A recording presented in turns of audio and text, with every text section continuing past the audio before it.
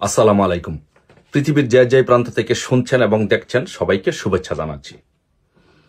আমি আমার রাজনৈতিক প্রতিদ্বন্দ্বী বিএনপির ভাই এবং তরুণ বোনদের কাছে আমি কিছু প্রশ্ন করতে চাই। যে প্রশ্নটা হচ্ছে, জিজ্ঞাসা করতে চাই যে আজকে বাংলাদেশের আজকের এই রাজনৈতিক প্রেক্ষাপটে বাস্তবতায় আপনারা যা করছেন এর রিটার্ন কি আপনারা নিতে পারবেন? এর রিটার্ন নেওয়ার মতো কি আপনাদের সক্ষমতা আছে? একবার শুধু চিন্তা করুন, ভেবে একবার চিন্তা করে দেখুন আপনারা আজকে যা করছেন, আওয়ামী লীগের নেতাকর্মীদের উপর যেইভাবে আপনারা অত্যাচার নির্যাতন করছেন এর রিটার্ন কি আপনারা নিতে পারবেন? আমি পার্টিকুলারলি কিছু নেতাদের নাম মেনশন করে বলতে চাই, তরুণ নেতাদের, যাদের সাথে আমার মধুর টেবিলে দেখা হয়েছে, মধুর ক্যান্টিনে মধুর টেবিলে দেখা হয়েছে, যারা এখন বর্তমানে বিএনপির নেতৃত্ব দিচ্ছেন এবং আগামী দিনে তারাই বিএনপির এমপি মন্ত্রী হবেন। তাদের কথা বলতে চাই, যেমন এনি ভাই, হেলাল ভাই, টুকু ভাই, জুয়েল ভাই, হাবিবুন নবী সোহেল, আলিম ভাই, রাজীব ভাই, আকরাম ভাই, রাকিব, নাসির, শ্রাবণ, খোকন, রুমিন ফারহানা এবং নীলুফার মনি।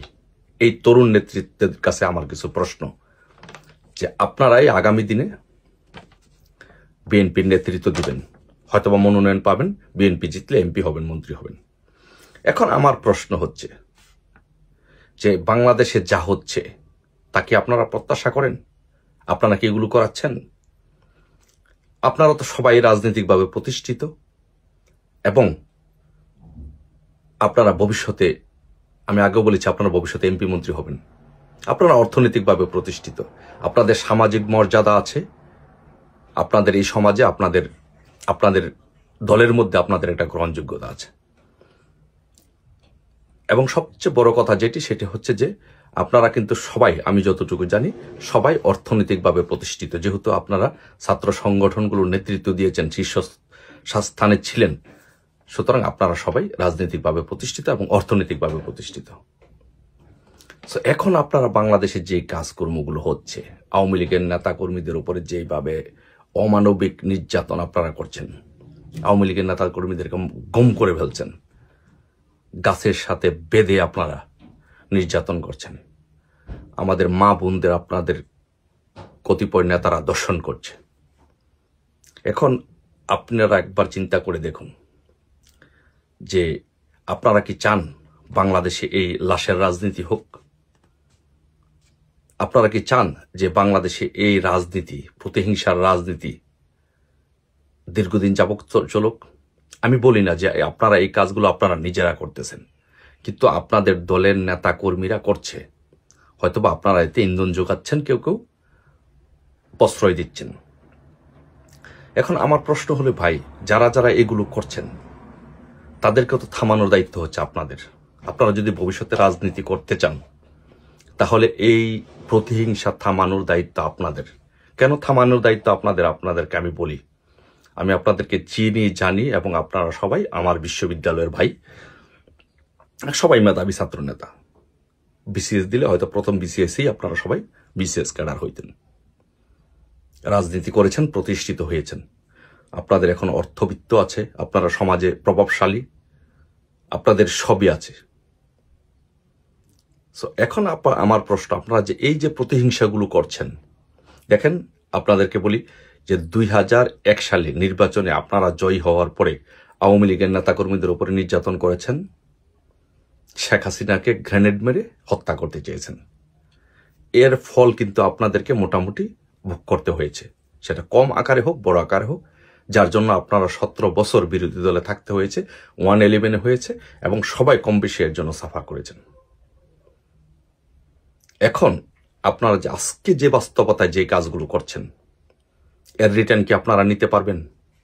যে আপনারা আমাদের নেতাকর্মীদেরকে, এমপিদের, মন্ত্রীদের, নেতাদের, কর্মীদের যেভাবে নির্যাতন করছেন, অত্যাচার করছেন, অপমানিত করছেন, লাঞ্ছিত করছেন, জোতার মালা দিচ্ছেন মুক্তিযোদ্ধাদের গলায়, এর রিটার্ন তো ভাই আপনাদেরকে নিতে হবে। এখন আপনারা কি এই রিটার্ন নেওয়ার জন্য আপনারা কি প্রস্তুত? নিতে পারবেন? ধরেন আপনি, আচ্ছা, আপনাদের কেন এটি করতে হবে ভাই? আপনারা তো এটি না করলেও রাজনৈতিকভাবে প্রতিষ্ঠিত থাকতে পারেন, না করলেও আপনারা ভালো থাকেন, বাংলাদেশে রাজনীতি করতে পারবেন। কিন্তু প্রতিহিংসা করতে হবে কেন? আওয়ামী লীগের নেতাদেরকে এভাবে মেরে সারখার করে দিতে হবে কেন? সো আপনাদের কাছে প্রশ্ন, আমার আরেকটি প্রশ্ন, যে সেটি হচ্ছে, ধরেন আপনি এইবার ধরেন নির্বাচনে জিতে গেলেন, নির্বাচনে জিতে গিয়ে এমপি হয়ে গেলেন অথবা মন্ত্রী হয়ে গেলেন। একবার ভাবুন, ক্ষমতা ছেড়ে দিলেন, ক্ষমতা নাই, ক্ষমতা থেকে আপনাদেরকে বিদায় নিতে হলো। তখন এই ভিকটিম, আজকে যারা ভিকটিম, আজকে যারা অত্যাচারিত নির্যাতিত, তারা আপনাকে ধরে ঢাকা শহরে বিবস্ত্র করে ঘুরালো, আপনার মেয়ের সামনে আপনাকে অপমান করলো, আপনার সামনে ধরেন আপনার বউকে, আমি এটা চাই না, কেউ দর্শন করলো, আপনার মেয়েকে কেউ শারীরিকভাবে লাঞ্ছিত করলো, আপনার কাছে কেমন লাগবে? যদি সেটি না চান, যদি মনে করেন যে না আমরা এটি চাই না, তাহলে বাংলাদেশে আওয়ামী লীগের নেতাকর্মীদের উপরে অত্যাচার নির্যাতন বন্ধ করুন। আর যদি সেটি করতে ব্যর্থ হন, তাহলে এর জবাবদিহি আপনাদেরকে করতে হবে, এর ফলাফল আপনাদেরকে অবশ্যই ভোগ করতে হবে। রুমিন ফারহানা আপা, নীলুফার চৌধুরী মনি আপা, আপনাদেরকে বলতে চাই, সামাজিকভাবে প্রতিষ্ঠিত, রাজনৈতিকভাবে প্রতিষ্ঠিত, অর্থনৈতিকভাবে প্রতিষ্ঠিত, এগুলো থামান। যদি না থামান, আমরা চাই না আপনাদেরকে কেউ শারীরিকভাবে লাঞ্ছিত করুক, আপনাদের গায়ে কেউ হাত দেখ।